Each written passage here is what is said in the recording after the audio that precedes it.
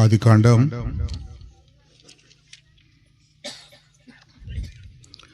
1వ అధ్యాయము 27వ వచనం చదువుకుందాం.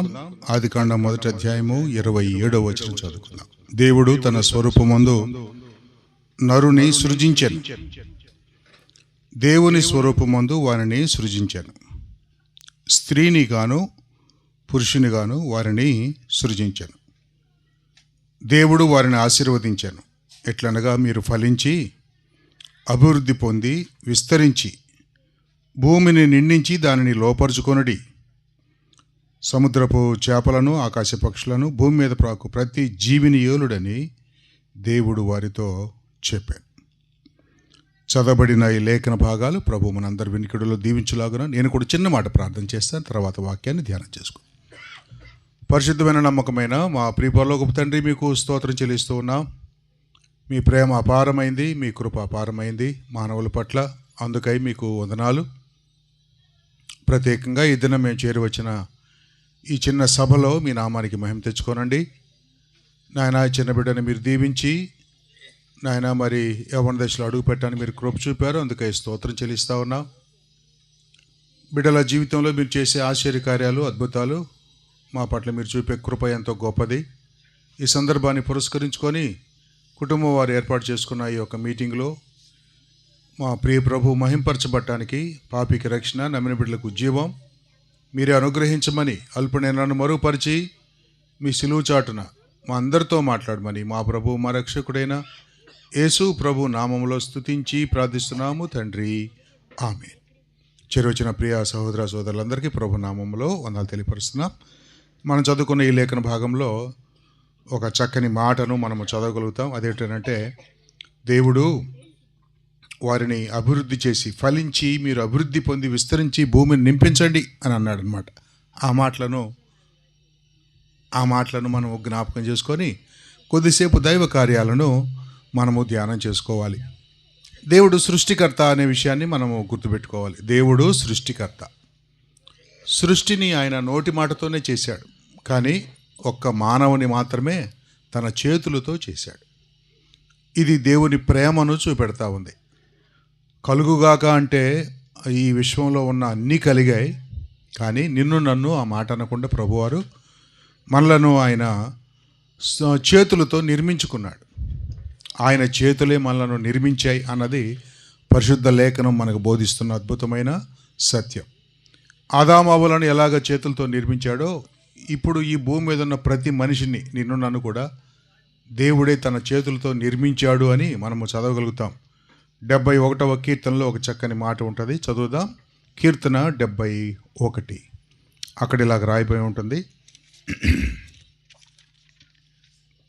5వ వచనంలో ఇలాగుంది, నా ప్రభువా యెహోవా, నా నిరీక్షణాస్పదము నీవే, బాల్యము నుండి నా ఆశ్రయము నీవే. గర్భవాసినైనది మొదలుకొని నీవే నాకు ప్రాపకుడవై ఉంటివి. తల్లి గర్భములో నుండి నన్ను ఉద్భవింపజేసిన వాడవు నీవే. నిన్ను గురించి నేను నిత్యము స్తుతిగానము చేయుదును. కాబట్టి ప్రతి మనిషి కూడా ఇలాగా తల్లి గర్భములో నుండి మనలను ఈ భూమి మీదకి రప్పించిన వాడు ఆయనే అన్న విషయం మనకు తెలియాలి. కాబట్టి ఒక బిడ్డ ఈ భూమి మీద పుడుతున్నాడు అని అంటే అది దేవుని కృపని, దైవ ఆశీర్వాదం అని మనం నమ్మాలి. ఎందుకంటే దేవుడు ఆ ఆశీర్వాదం ఇచ్చి మీరు ఫలించి అభివృద్ధి చెంది విస్తరించండి అని అన్నాడు కదా, అలాగా. కాబట్టి ఈ భక్తుడు చెప్పే మాట ఏంటంటే, గర్భవాసిని అనేది మొదలుకొని నీవే నాకు ప్రాపకుడవు, నన్ను ఉద్భవింపజేసిన వాడవు నీవే అని అన్నాడు. కానీ 139వ కీర్తనలో ఇంకా ఒక అద్భుతమైన సంగతిని ఆయన మనకు చెప్పడానికి ఇష్టపడతాడు. 139వ కీర్తనలో 13వ వచనం చదువుకుందాం. చూడండి, 13వ వచనం, 139:13. నా అంతరింద్రియములను నీవే కలుగ చేసితివి. ఇంద్రియములు, బాహ్య ఇంద్రియాలు ఉంటాయి, పంచేంద్రియములు అంటారు. ఈ అంతరింద్రియములు అని అన్నాడు, ఇవి లోపల ఉండే ఇంద్రియాలు, వీటిని కలుగు చేసిన వాడవు నీవే అని అన్నాడు. నా తల్లి గర్భమందు నన్ను నిర్మించిన వాడవు నీవే. ఇక్కడ దేవుని ప్రేమను మనం చూస్తాం. తన చేతులతో మనలను నిర్మించాడు అని మనం చదువుతాం. అయితే ఎక్కడ దేవుడు నిర్మించాడంటే తల్లి గర్భములో అని అన్నాడు. కాబట్టి తల్లి గర్భములో నన్ను నిర్మించిన వాడవు నీవే. ఒక బిడ్డ ఈ భూమి మీద పుడుతున్నాడంటే ఆ తల్లి గర్భంలో దేవుని అదృశ్య హస్తం ఆ బిడ్డకు రూపాన్ని ఇస్తుంది అని మనం గుర్తుపట్టాలి. కాబట్టి మన రూపం దేవుడిచ్చిన రూపం, మన ఆశీర్వాదం దేవుడిచ్చిన ఆశీర్వాదం, మన పట్ల ఆయన చూపుతున్న ప్రేమ చాలా అద్భుతమైనది. అయితే మానవులు ఈ ఒక రూపాన్ని కలిగి భూమి మీదకి రావాలంటే తల్లి గర్భం అనేది ఎంత ప్రాముఖ్యమైనది. ఇది దేవుడు సృజించిన సృష్టిలో చాలా అద్భుతం. స్త్రీని దేవుడు అలాగా సృష్టించాడు. కాబట్టి గర్భములో మళ్ళా సృష్టి చేయటానికి ఒక ఒక ఒక మనిషిని తల్లి గర్భంలో 9 నెలల పాటు పెంచడానికి అనువైనట్లుగా దేవుడు ఆ గర్భాన్ని సిద్ధం చేశాడు. కాబట్టి ఆ దేవుని ప్రణాళిక ఎంత అద్భుతంగా ఉంటుందో. కాబట్టి స్త్రీల జీవితంలో అది ఒక అద్భుతం. బిడ్డలు ఎదుగుతూ ఉన్నారనంటే ఆ గర్భాన్ని దేవుడు సిద్ధం చేస్తున్నాడు అని అర్థం. మెచ్యూర్ అవటం అంటే అది అర్థం. గర్భస్థ స్థితిని దేవుడు సిద్ధపరుస్తున్నాడు అని అర్థం అన్నమాట. కాబట్టి అలాగ సిద్ధపరిచిన దేవుడు తన చేతులతో బిడ్డలను సృష్టిస్తాడు. ఆయన సృష్టికర్త. 14వ వచనంలో చూడండి, అలా చేస్తున్న దేవుణ్ణి మనం ఏం చేయాలంటే, నీవు నన్ను కలుగు చేసిన విధము చూడగా భయమును ఆశ్చర్యమును నాకు పుట్టుచున్నవి, అందును బట్టి నేను నీకు కృతజ్ఞతాస్తుతులు చెల్లించుచున్నాను. నీ కార్యములు ఆశ్చర్యకరములు, ఆ సంగతి నాకు బాగుగా తెలిసి ఉన్నది అని అన్నాడు. కాబట్టి నువ్వు నన్ను కలుగు చేసిన విధం చూస్తే నాకు భయము ఆశ్చర్యము పుట్టుచున్నవి అని అన్నాడు. ఆ భక్తుని యొక్క జీవితాన్ని తను చూసుకున్నప్పుడు, ఇది దావీదు కీర్తన, తను ఎలా నిర్మించబడ్డాడో తెలుసుకున్నప్పుడు దేవుణ్ణి స్తుతించగా మానలేరు అన్నమాట. అయితే ఇక్కడ ఈరోజు మనం తెలుసుకోవాల్సిన 2 ప్రాముఖ్యమైన సంగతులు ఏమిటంటే, దేవుడు మానవుని 2 సార్లు సృజించటానికి ఇష్టపడ్డాడు. ఎందుకు 2 సార్లు అంటే, మొదటిసారి మన స్వరూపాన్ని, మన యొక్క ఇష్టాన్ని, మనం దేవుని యొక్క చిత్తాన్ని కోల్పోయాం. ఆదామావులు ఏదైనా తోటలో పాపము చేయటం ద్వారా దేవుని యొక్క చిత్తాన్ని వాళ్ళ జీవితంలో తొలగిపోయారు. అప్పుడు మనం సాతాను యొక్క ఇష్టాన్ని నెరవేర్చుకుంటూ వచ్చాం. సాతాను బిడ్డలుగా మనము జీవించాం. సొంత ఇష్టాన్ని, సాతాను ఇష్టాన్ని చేస్తూ దేవునికి వ్యతిరేకంగా జీవించాం. ఆ కారణం చేత దేవుడు మనలను తిరిగి జన్మింప చేయాలి అని ఆయన కోరుకున్నాడు. మొదటిసారి తల్లి గర్భంలో మనం నిర్మించాడు దేవుడు, మంచిది. రెండోసారి ఆయన ఎలాగ నిర్మించాలనుకున్నాడు అని అంటే, నన్ను ఆయన తన శిలువ రక్తము ద్వారా సృజించాలి అని అనుకున్నాడు. శిలువలో క్రీస్తు ప్రభువారు మనందరి కొరకై తన మూల్యమైన రక్తాన్ని చిందించవలసి వచ్చింది. దీనికి కారణం ఏంటంటే మన పాపములే. ఏదైనా తోటలో ఆదామవ్వలు చేసిన పాపం లాంటి పాపమే మనం కూడా చేశాం కనుక దేవుడు మనలను ఆ పాపములో నుంచి విడిపించాలనుకున్నాడు. దైవ కృప మన మీద ఉన్న కారణం చేత ఆ పాప విమోచన మనకు కలగటం కోసమై దేవుడే ఒక ప్రణాళిక వేసుకున్నాడు. ఆయన మళ్ళీ ఈ లోకంలోకి రావాల్సి వచ్చింది. ఇందాక మనం ఏమనుకున్నాం, ఒక స్త్రీని దేవుడు నిర్మించినప్పుడు గర్భంలో కదా ఆ బిడ్డల్ని ఎలాగ పెంచుతాడో, తర్వాత వాళ్ళు ఈ భూమి మీద ఎలాగ పెరుగుతారో అదంతా చూసినప్పుడు ఆ భక్తుడు, నాకు ఆశ్చర్యం కలుగుతుంది, నేను నీకు కృతజ్ఞతాస్తుతులు చెల్లిస్తున్నాను అని అన్నాడు కదా. కానీ ఆ దేవుడు ఇప్పుడు ఏమైపోయాడు తెలుసా? నీ కొరకు నా కొరకు అదే తల్లి గర్భంలోకి ఆయన చిన్న శిశువుగా వచ్చాడు. ఆయన ఒక అణువులాగా వచ్చాడు. ఆయన 9 నెలలు తల్లి మరియ గర్భంలో ఉన్నాడు. ఆయన మనవలే ఈ లోకంలో పుట్టాడు. అది 2000 సంవత్సరాల క్రితం జరిగిన సంగతి. ఈ 2000 సంవత్సరాల క్రితం ఆయన ఈ లోకంలో పుట్టడానికి గల కారణం ఏంటంటే, మనందరికీ పాప విమోచన కలిగించి నూతన సృష్టి మనకి ఇవ్వాలని, నూతన జన్మ మనకి ఇవ్వాలని ఆయన కోరుకున్నాడు. యోహాను సువార్తలో ఆ విషయమే ప్రభువారు చెప్తారన్నమాట. మనందరం ఒకసారి జన్మించాం తల్లి గర్భంలో, కానీ మళ్ళీ మనము నూతనంగా జన్మించాలి, ఆత్మ మూలంగా జన్మించాలని దేవుడు చెప్పాడు. యోహాను సువార్త 3వ అధ్యాయం 3వ వచనంలో ఇలాగ రాయబడి, అందుకు యేసు అతనితో అన్నాడు, ఒకడు క్రొత్తగా జన్మించితేనే కానీ అని అన్నాడు. క్రొత్తగా జన్మించడం అంటే ఆత్మ సంబంధంగా, పరలోక సంబంధంగా, పై సంబంధంగా అని అర్థం. ఒకడు క్రొత్తగా జన్మించితేనే కానీ అతడు దేవుని రాజ్యమును చూడలేడని నీతో నిశ్చయముగా చెప్పుచున్నాను అని. కాబట్టి దేవుడు తన బిడ్డలను నూతన జన్మ అనే అనుభవంలోకి తీసుకురావడానికి ఆయన ఇష్టపడుతున్నాడు. దీన్ని ఏమంటారంటే నూతన సృష్టి అని అంటారు. నూతన సృష్టి.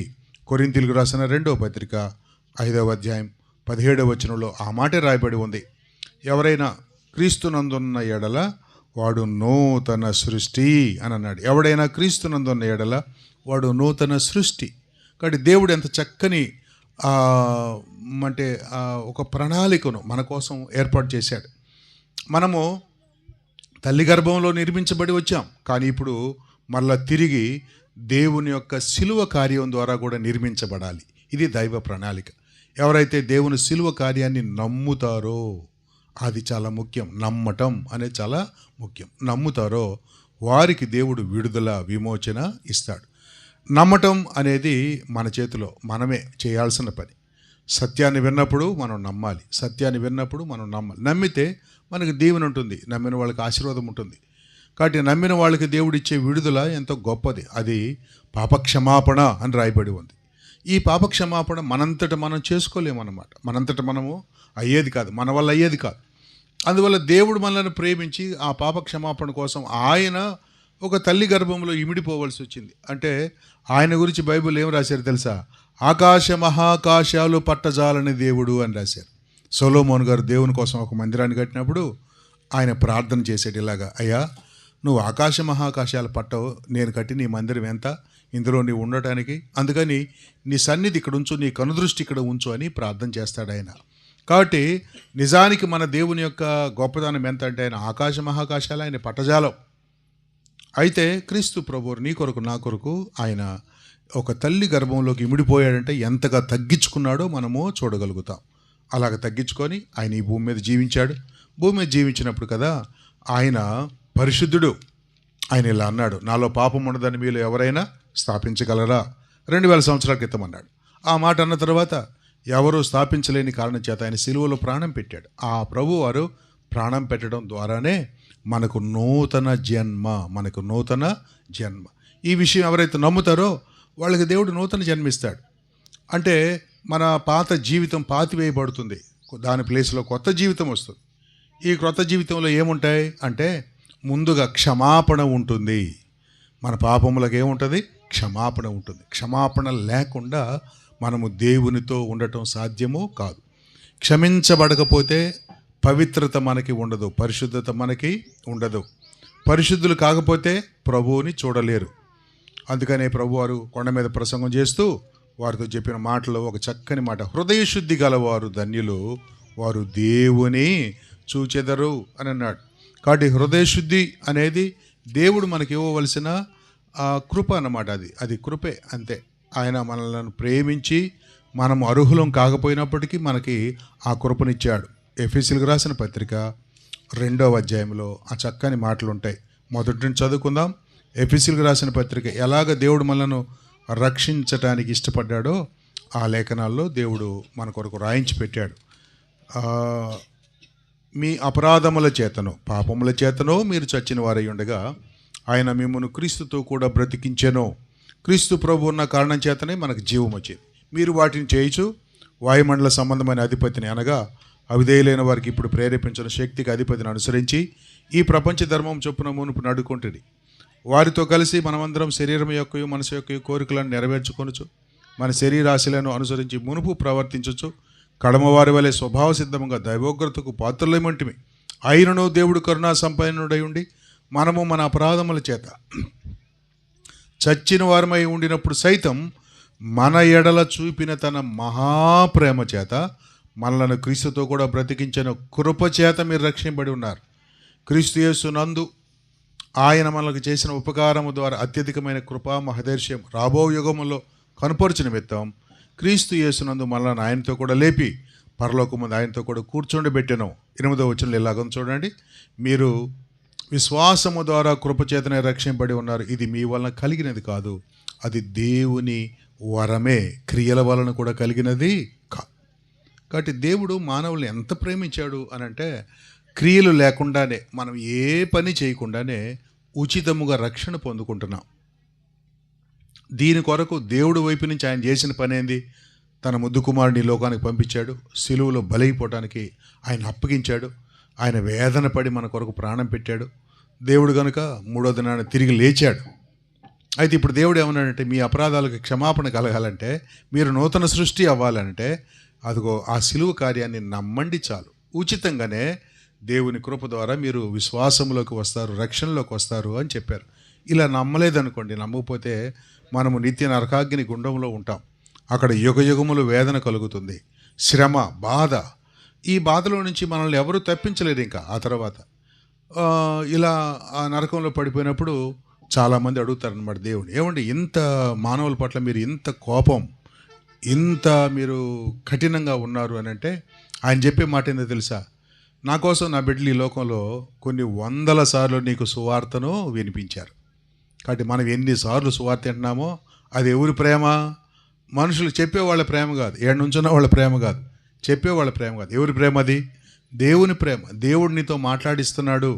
ఏడు నిలబడేవాళ్ళు మిమ్మల్ని ఏం ప్రేమించట్లేదు, దాని వెనకాల ఉన్న దేవుడే మిమ్మల్ని ప్రేమిస్తున్నాడు. కాబట్టి ఆయన మాటలను మీరు ఏం చేస్తున్నారు? ఒక వినకపోతే పెడజెవిని పెట్టినట్టు అనమాట, త్రోసివేసినట్టు. ఒక మంచిని మనం అందిస్తుంటే దాన్ని త్రోసివేస్తే మనము ఎలాగా ఆ మంచిని పొందుకోగలుగుతాం? నాకు వద్దు అని అక్కర్లేదని వెళ్ళిపోతే మనం పొందుకోలేం కదా. అందువల్ల దేవుని యొక్క వాక్యం చెప్తా ఉందంటే ఈ కృపను దేవుడు మనకు ఉచితంగా అనుగ్రహిస్తూ ఉంటే దాన్ని మనం స్వీకరించాలి. కాబట్టి నడుచుకోవాలి, మనము ఆయన యందు విశ్వాసమో ఉంచాలి. ఇట్లయితే ఏమవుతుందో చూడండి 10వ వచనంలో, మరియు వాటి యందు మనము నడుచుకోని వలనని దేవుడు ముందుగా సిద్ధపరిచిన సత్క్రియలు చేయుటకై. కాబట్టి ఎవరైతే ప్రభుని నమ్ముకుంటారో జాగ్రత్తగా వినండి, ప్రభు నమ్ముకున్నాం అని అంటే ఖచ్చితంగా చేయాల్సిన పనులు ఉంటాయి. వారు సత్క్రియలు చేయాలి. దేవుడు ముందుగా సిద్ధపరిచిన సత్క్రియలు అని అన్నాడు. మనంతట మనం చేసే వాటిని సత్క్రియలని పిలవరో. మనకిష్టమైనట్టు చేస్తాం కొన్ని పనులు. ఎవరో మన దారిలో వస్తామంటే డబ్బులు అడుగుతారు, మనం 10 రూపాయలు, 20 రూపాయలు, 50 రూపాయలు, అవసరమైతే 100 రూపాయలు కూడా ఇస్తాం. అది మనం నిర్ణయించుకున్న సత్క్రియ, ధర్మకార్యాలు. కానీ దేవుడు కొన్ని సత్క్రియలు చేయమని చెప్పాడు. ఎవరైతే ప్రభువైన యేసుక్రీస్తు వారు నమ్ముకొని ఆయనలో నడుచుకుంటారో, విశ్వాసము ద్వారా ఎవరైతే దేవుని దగ్గరికి వస్తారో, దేవుడు ముందుగానే సిద్ధపరిచిన సత్క్రియలు ఉన్నాయి. ఆ ముందుగా సిద్ధపరిచిన సత్క్రియలు ఏమిటి అని అంటే ఈ మాట అందరూ వినాలి. నంబర్ 1 సత్క్రియలో నంబర్ 1 ఆరాధన. నంబర్ 1 ఏంటి? మనందరం ఏం చేయాలి? ప్రభుని ఆరాధన చేయాలి. ఆరాధన చేయాలంటే రొట్టె విరవటం అనే కార్యక్రమంలో ఉండాలన్నమాట. రొట్టె విరవటం అనే కార్యక్రమంలో మనం ఉండాలి.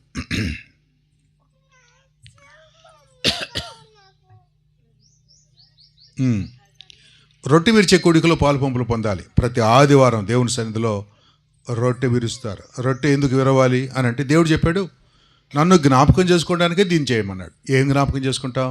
యేసయ్య నా పాపాల కోసం సిలువలో ప్రాణం పెట్టాడు. ఈ రొట్టె ఆయన దేహం, ఈ రసం నేను తీసుకున్న రసం ఆయన రక్తం అని గుర్తుపెట్టుకొని నా కొరకు సిలువలో ప్రాణం పెట్టిన ప్రభువుకి మీరు హృదయమార స్తుతులు అర్పించమని దేవుడు చెప్పాడు. అందుకని మనం ఏం చేస్తామంటే, ప్రభువా నా కొరకు ప్రాణం పెట్టావు, నీకు వందనాలు అని మనం చెప్తాం అన్నమాట. కాబట్టి అది దేవుడు కోరుకున్నాడు. మన దగ్గర నుంచి ఏం కోరుకుంటున్నాడు అంటే అది ఒకటే కోరుకుంటున్నాడు. అది దేవుని దగ్గర ఉన్న గొప్పతనం. కాబట్టి దేవుడు నిన్ను నన్ను ప్రేమించి మనకిచ్చిన ఈ సత్క్రియను మనం చేయాలి. సత్క్రియలు ముఖ్యంగా 4 రకాలు ఉంటాయి. నంబర్ 1 ఒకటి ఆరాధన చేయటం అనేది సత్క్రియ, దేవుని వాక్యంలో ఉంటుంది, ఆది కాండంలో ఉంటుంది. నెంబర్ 2 ఫిలిప్పీలకు రాసిన పత్రికలో ఉంటుంది, సువార్త ప్రకటించటం అనేది సత్క్రియ. సువార్త ప్రకటించటం అనేది సత్క్రియ. సువార్త ప్రకటించటం అనేది సత్క్రియ. దేవుని యొక్క వాక్యాన్ని మనం ఇతరులకు బోధించాలి. మనం ప్రభువుని నమ్ముకున్నాం, మనకు ఒక మంచి తెలిసినప్పుడు ఆ మంచిని గురించి ఇంకొకరికి చెప్పాలి. గుంటూరులో మోకాళ్ళ నొప్పులకు మందులు ఇస్తున్నారంట, 5 రూపాయలకే. ఇంక మళ్ళీ ఒక్కసారి పూసుకుంటే ఇంక మందు మళ్ళీ పూసుకోవాల్సిన పని లేదు, తగ్గుతున్నాయి అని తెలిసిన తర్వాత నువ్వు పోయి పూసుకొని వచ్చావు 5 రూపాయలే. ఇంక నువ్వేం చేస్తావు చెప్పండి? మన ఊరిలో ఎవరెవరు కుంటుకుంటూ తిరుగుతున్నారు వాళ్ళందరినీ పిలిచి చెప్పవా? అది అంటే నువ్వు అనుభవించావు కదా మంచి మనకు తెలిసిన మంచిని వేరే వాళ్ళకి చెప్పటం కదా. కాబట్టి అలాగా క్రీస్తు ప్రభు నీ పాపాలు క్షమించాడని నీకు తెలిసినప్పుడు వెంటనే ఏం చేయాలంటే మనం కూడా ఆ విషయాన్ని ఇతరులకు చెప్పాలి. దీన్ని కూడా దేవుడు సత్క్రియ అని అంటాడు. కాబట్టి సువార్త చెప్పటం అనేది 2వ సత్క్రియ. ఇక 3వ సత్క్రియ ఏమిటి అని అంటే ఇతరులకు సహాయం చేయటం. ఆ విషయం మత్తయి సువార్త 5వ అధ్యాయం 16వ వచనంలో ఉంటుంది. మనం ఇతరులకు సహాయం చేసేవాళ్ళుగా ఉండాలని దేవుడు కోరుతా ఉన్నాడు. ఇదిగో మీ వెలుగు ప్రకాశింపనీయుడి అని అంటాడు. మీ వెలుగు ప్రకాశింపనీయుడి. ఆ వెలుగు అనే దీపం అనే సత్క్రియ మనలో ఉండాలి అని అంటాడు. అది మనం చేయాలి. ఇంకా ఆఖరిగా 3వది మనం ఏం చేయాలంటే మనము మనకి ఇవ్వబడిన కృపావరాలంటే ఒక్కొక్కరికి ఒక్కొక్క వరం ఉంటుంది. ఒకళ్ళు చక్కగా పరిచర్య చేయగలుగుతారు, ఒకళ్ళు పాట పాడగలుగుతారు, ఒకళ్ళు సువార్త చెప్పగలుగుతారు, ఒకళ్ళు ప్రోత్సహిస్తారు, ఒకళ్ళు బలపరుస్తారు. ఇలాగ రకరకాల కృపావరాలు బైబిల్ గ్రంథంలో ఉంటాయి. ఈ కృపావరాలు దేవుడు అందరికి ఇస్తానని చెప్పాడు. అందుకని మనం ఏం చేయాలంటే ఆ కృపావరాన్ని దేవుని కోసం ఉపయోగించటం అనేది సత్క్రియ అన్నాడు. కాబట్టి ఈ 4 సత్క్రియలు మనల్ని చేయడానికే దేవుడు ఏర్పాటు చేసుకున్నాడు. 10వ వచనం మళ్ళీ చదువుకుందాం చూడండి. మీరు వాటి యందు నడుచుకున్న వలనని దేవుడు ముందుగా సిద్ధపరిచిన సత్క్రియలు చేయటకై మనము క్రీస్తు యేసునందు సృష్టింపబడిన వారమై, ఆ మాట కోసం నేను చదివాను. క్రీస్తు యేసునందు సృష్టింపబడిన వారమై ఆయన చేసిన పని అయి ఉన్నాం. కాబట్టి దేవుడు మనను మళ్ళా సృష్టించాడు, రెండోసారి సృష్టించాడు అనమాట. కాబట్టి ఆయన చేతి పని, మళ్ళీ ఇది కూడా ఆయన చేతి పనే. సో రెండవసారి కూడా ఆయన మన కోసం చేసిన గొప్ప కార్యం, అది సిలువలో చేసిన కార్యం. ఈ కార్యాన్ని మనం నమ్మితే మనము రెండవ సృష్టి. ఈ మాట చూడండి, గుర్తుపెట్టుకోవడానికి చాలా బాగుంటుంది. ఒక వ్యక్తి 2 సార్లు కానీ జన్మిస్తే, 2 సార్లు జన్మిస్తే, ఒకసారేమో తల్లి గర్భంలో నుంచి, ఇంకోసారేమో యేసయ్య చేతుల్లో నుంచి ఆయన సిలువ రక్తం ద్వారా అలాగా రక్షింపబడితే, 2 సార్లు కానీ జన్మిస్తే ఈ భూమి మీద మనకు ఒకసారి మరణం, ఏదో ఈ శరీరాన్ని వదిలిపెట్టి వెళ్ళిపోతాం, దాన్ని శరీర మరణం అంటారు. కానీ ఒకసారి పుడితే అంటే అమ్మ కడుపులో పుడితే 2 సార్లు చచ్చిపోవాల్సి వచ్చింది. ఒకసారి ఏమో ఈ భూమి మీద చచ్చిపోతాం, మళ్ళీ రెండోసారి ఆడకపోతాం, నరకానికి వెళ్తాం. నరకానికి వెళ్తే ఆ నరకం పేరు ఏందో తెలుసా? అది రెండవ మరణం. నరకానికి దేవుడు పెట్టిన పేరేంటి? రెండవ మరణం. రెండవ మరణం అంటే ఇక అందులోకి వెళ్ళిన తర్వాత మళ్ళీ ఎన్నడూ బయటికి రారు. అలా రాకుండా ఉండటం కోసం, దాంట్లోకి వెళ్లకుండా ఉండటం కోసమే కదా యేసయ్య నీ కొరకు ప్రాణం పెట్టడం మాత్రమే కాక 2000 సంవత్సరాల నుంచి ఈ భూమి మీద తన సాక్ష్యాన్ని చెప్పిస్తూ ఉన్నాడు. ఆ సాక్ష్యాన్ని మనమందరం విధేయత చూపించాలి. ఇక ఈ దిన ప్రాముఖ్యమైన విషయంలో పాప పేరు ఏమన్నారు? తల్లి పేరా? శ్రీవల్లి. ఆ చిన్న బిడ్డ ఎదిగి పెద్దదై మెచ్యూర్ అయి తన శరీరంలో ఆ చక్కటి మార్పును దేవుడిచ్చాడు. దీన్ని ఎదుగుదల అంటారు. ఆశీర్వదించే దేవుడు, అభివృద్ధి చేసేది కూడా దేవుడే. ఈ అభివృద్ధిలో సాగిపోతున్న ఈ బిడ్డలకు కాపుదల కూడా చాలా అవసరం. ఈ కాపుదల ఎక్కడి నుంచి వస్తుంది అని అంటే తల్లిదండ్రుల ప్రార్థనలో నుంచి వస్తుంది. అందుకని బిడ్డల్ని పెంచేటప్పుడు తల్లిదండ్రుల ప్రార్థన ఎంత అవసరమో. చిన్న బాలుడైన మరి సమూయేలు కొరకు వాళ్ళ అమ్మగారు ఏం చేసింది? ప్రార్థన చేసింది. ఆ ప్రార్థన ఆ బిడ్డని పాపం మధ్యలో ఉన్నప్పటికీ కూడా పాపం అంటకుండా జీవించాడు సమూయేలు ఉన్న ప్రదేశము దేవుని మందిరమే. అక్కడ ప్రవక్త అయిన ఏలీ ఉన్నాడు, ఆయన కుమారులు ఉన్నారు. ఆ కుమారులు మంచోళ్ళు కాదు, చాలా దుర్మార్గులు.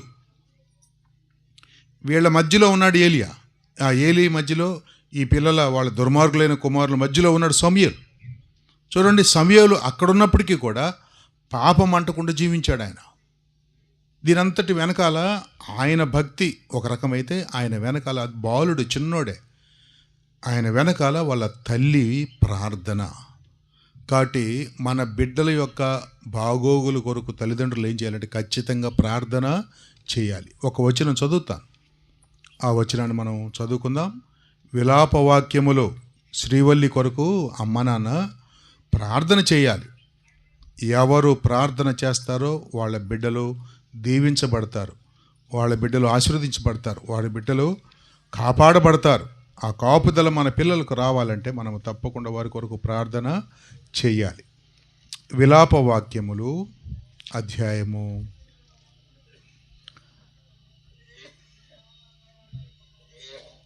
2:19. 2:19 చదువుకుందాం చూడండి. విలాపవాక్యములు 2:19 ఇలాగ ఉంది. నీవు లేచి రేయి మొదటి జామున మొర్రపెట్టుమో, నీళ్లు కుమ్మరించినట్లు ప్రభు సన్నిధిని నీ హృదయమో కుమ్మరించము. నీ పసిపిల్లల ప్రాణం కొరకు నీ చేతులను ఆయన తట్టు ఎత్తుము అని అన్నాడు. కాబట్టి బిడ్డలకు కావలసిన కాపుదల ఎక్కడి నుంచి వస్తుందంటే ఆ కుటుంబంలో ఉన్న పెద్దల ప్రార్థన నుంచే వస్తుంది. అందుకని ప్రార్థన ఎంత అవసరం? ఒక వ్యక్తి ప్రార్థన చేయాలంటే దేవుని సహవాసం అవసరం, దేవుని సన్నిధి అవసరం. దేవుడు ప్రార్థన చేయమని చెప్పిన ప్లేస్, మొదటి ప్లేస్ ఎక్కడో తెలుసా? దేవుని మందిరం. ఆయన అన్నాడు, నమ్మి బాప్తిసం పొందారా? పొందితే మీరు ఈ పని చేయండి అన్నాడు. అపోస్తుల కార్యగ్రంథం 2వ అధ్యాయం 46వ వచనం చూడండి. అపోస్తుల కార్యగ్రంథం 2వ అధ్యాయం 46వ వచనంలో ఏముంటుంది?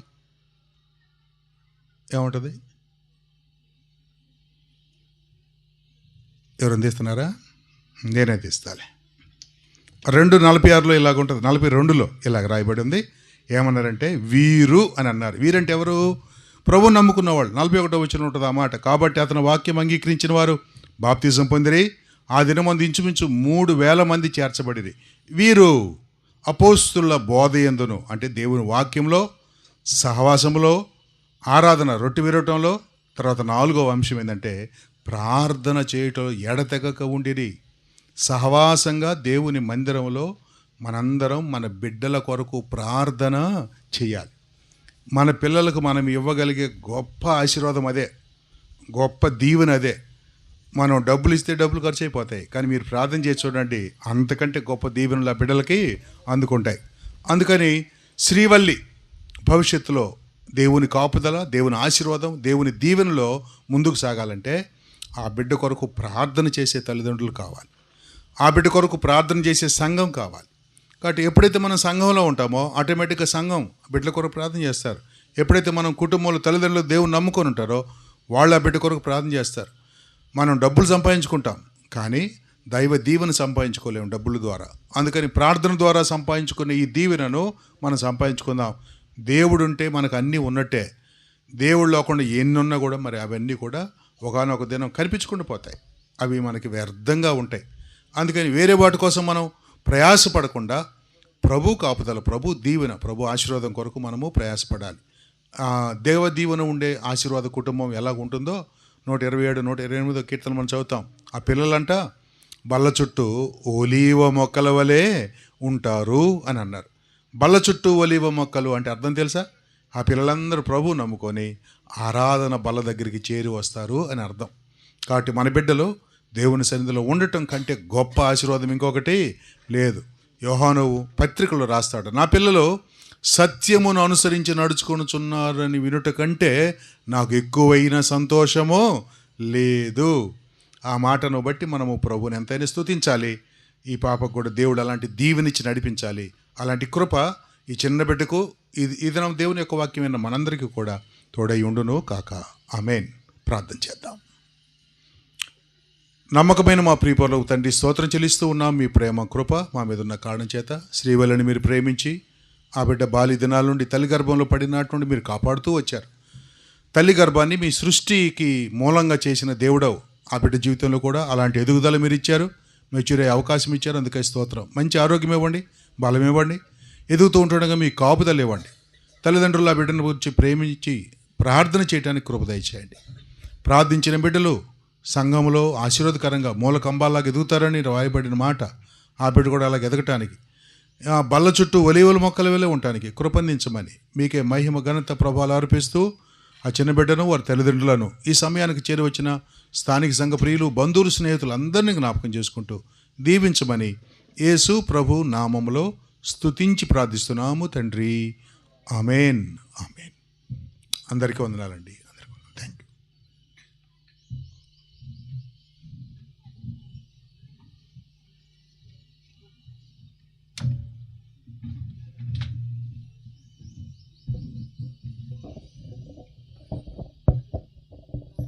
హలో. మంచిది.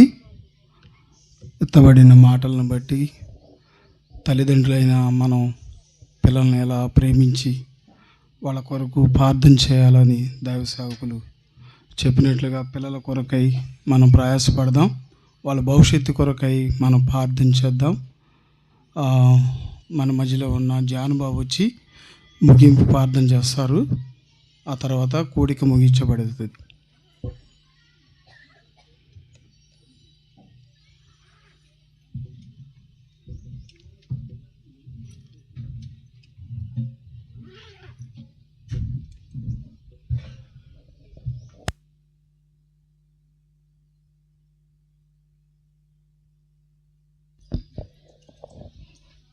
మహాపరిశుద్ధుడువైన మా గొప్ప తండ్రి, నీ శ్రేష్టమైన ఉన్నతమైన అమూల్యమైన నీ నామమునకు స్తోత్రాలు, కృతజ్ఞత వందనములు చెల్లిస్తూ ఉన్నాం.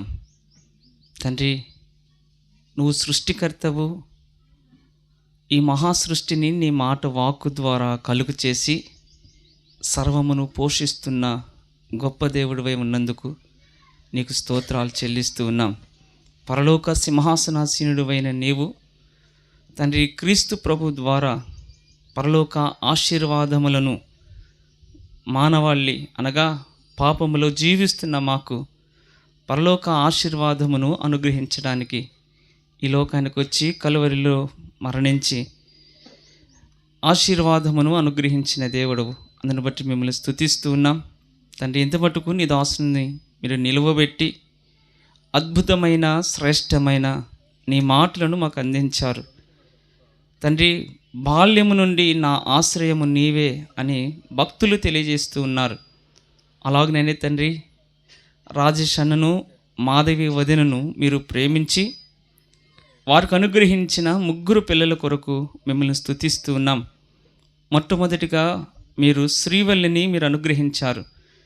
తల్లి గర్భంలో పిండమైనది మొదలుకొని ఈ యవన ప్రాయము వరకు తన బాల్య దశ నుండి యవ్వన స్థితిలోకి రావటానికి మీరు అనుగ్రహించిన కృప కొరకై మిమ్మల్ని స్తుతిస్తున్నాం.